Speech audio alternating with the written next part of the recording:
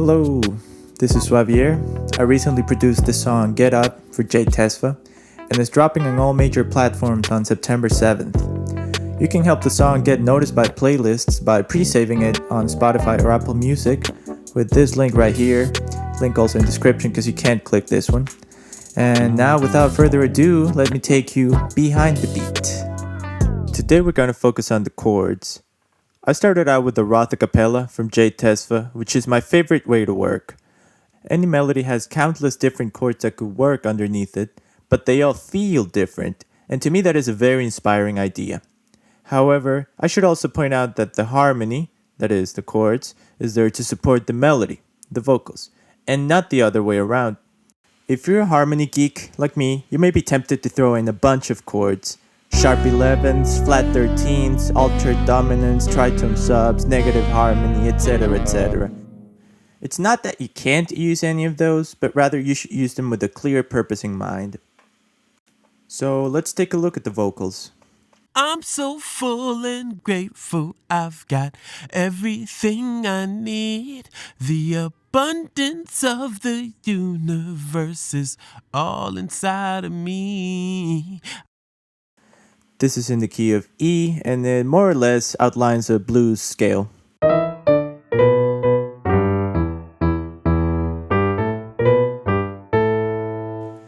One of my favorite things about blues is the ambiguity between major and minor, or rather between bright and dark. And that is what I focused on for the chords, this contrast. One way to do this is using chords from both E major on the brighter side and E minor on the darker side. I settled on this progression, 1, 4, 2, 5, or E, A, F sharp, B.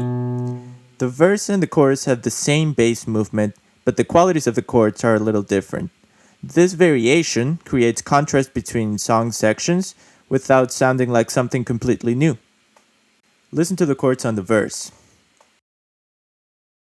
I'm so full and grateful, I've got everything I need.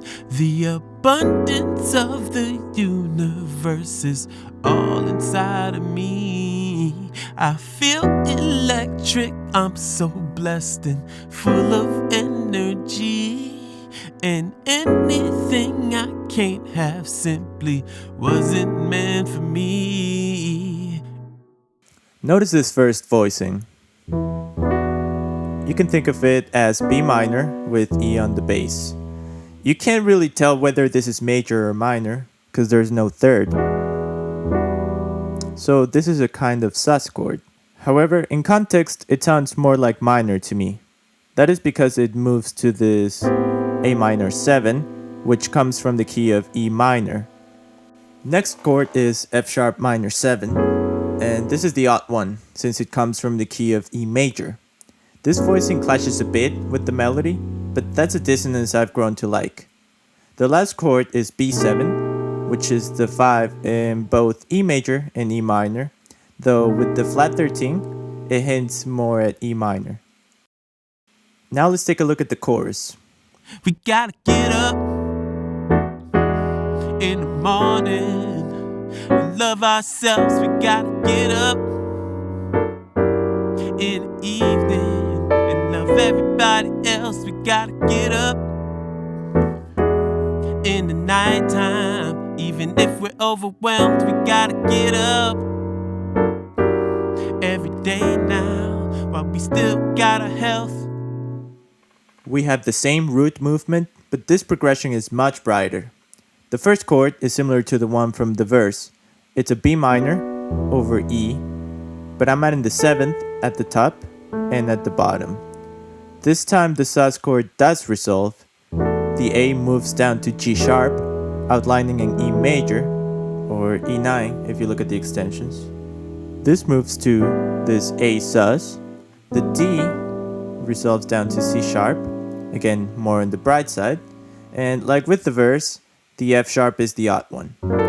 This time it's a dark F sharp with a flat 13 and a sharp 9.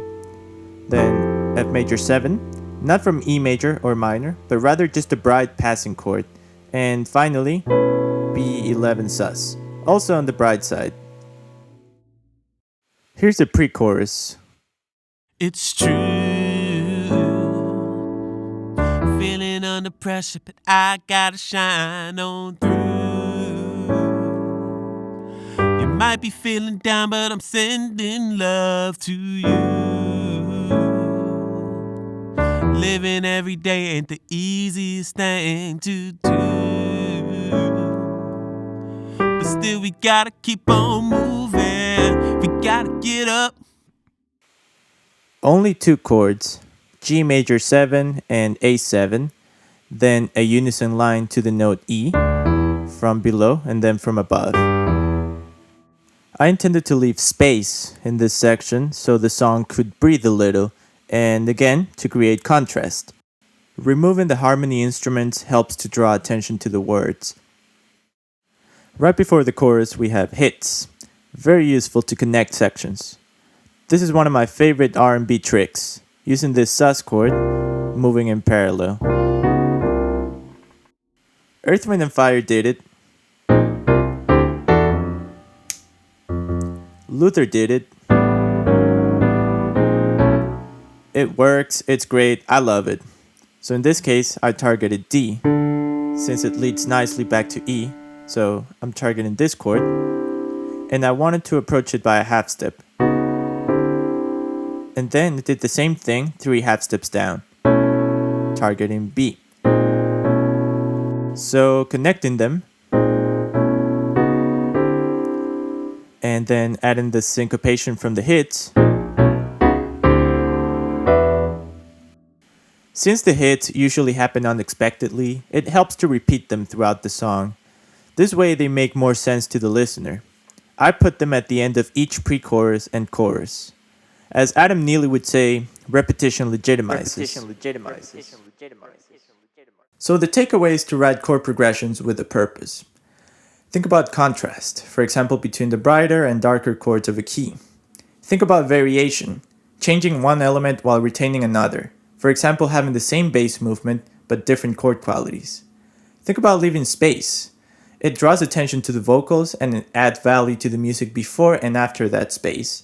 And finally, think about repetition. It can help contextualize an unexpected element of a song.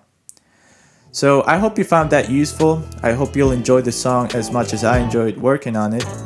And don't forget to go pre-save it. That's all for now.